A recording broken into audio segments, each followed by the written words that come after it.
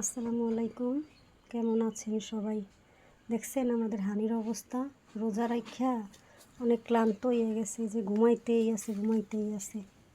আসলে সত্যি সত্যি একদম একটা সত্যি কথা, আমাদের হানি ভোর রাত্রে আমাদের সাথে ভাত খায়। আমাদের ফ্যামিলিতে 3 জন মানুষ, হুজুর তো মাদ্রাসায়, হুজুর এছাড়া আমরা 3জনই তো রোজা রাখি।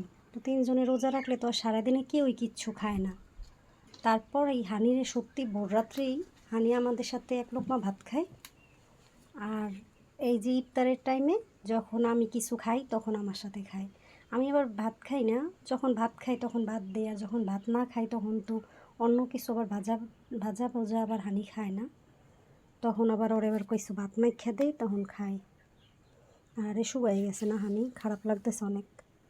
শুকাই গেছো দেখছেন? এই যে বালিশে ঘুমাও হানি, বালিশে ঘুমাও, বালিশে ঘুমাবা না হানি? হানি, এই হানি, দেখছেন বিবুর ঘুমে আছে।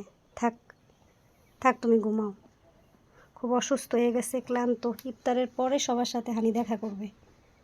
ততক্ষণ ভালো থাকেন সবাই।